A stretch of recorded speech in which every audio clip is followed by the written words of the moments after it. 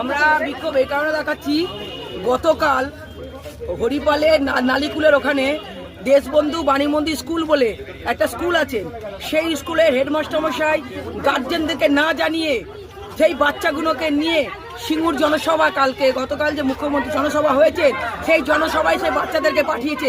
আমরা জানতে চাই যে গার্জেনরা জানতে পারলো না এই শিক্ষক কার নির্দেশে সিঙ্গুরের জনসভায় বাচ্চাদেরকে পাঠিয়েছেন, বাচ্চাদেরকে দিয়ে কেন রাজনীতি করা হচ্ছে তার জবাব চাই। এবং নালিকুল মাস্টারমশাই দিয়ে মাস্টারমশাই সেই মাস্টারমশাই ইমিডিয়েটলি আমরা পদত্যাগের দাবিতে আজকে আমরা এখানে হান্না দিয়েছি।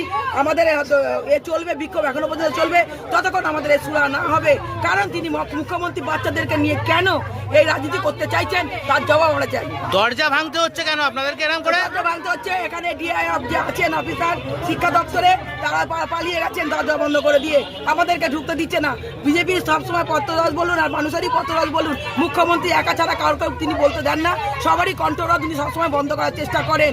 আমরা জনসাধারণ হিসাবে আমরা জানতে চাই যে গতকালে রাজনীতি কেন করা হলো বাচ্চাদেরকে নিয়ে, আমরা সেই দাবিতেই আজকে আমরা এসেছি এইখানে। আপনারা যখন পৌঁছেছিলেন তখন কি এখানে দরজা খোলা ছিল? দরজা খোলা ছিল, আমাদেরকে আসতে দেখে দরজা বন্ধ করে দিয়ে তারা পিছনে গেট দিয়ে পালিয়ে চলে গেছে, কাউকে পাওয়া যাচ্ছে না এখানে। আমরা এটা জানতে চাই ভয় কিসে এবং কার নির্দেশে এই দরজা বন্ধ করা হলো সেটাও আমরা জানতে চাই যে কার নির্দেশে পথ বন্ধ। আমরা জনসাধারণ হিসাবে এসেছিলাম যে প্রত্যেকটা মায়ের দাবি, প্রত্যেকটা বাবার দাবি যে কালকে বিনা নির্দেশে মা বাবাকে না জানিয়ে, গার্জেনদেরকে না জানিয়ে কেন বাচ্চাদেরকে নিয়ে যাওয়া হয়েছে। কিছু বাচ্চা ফেরেনি বলে তাদের মা বাবাদের চিন্তা, এই বাচ্চার দায় কে নেবে? মমতা সরকার নেবে না যে শিক্ষক সে শিক্ষক নেবে? তার দাবিতে আমরা এখানে এসেছি।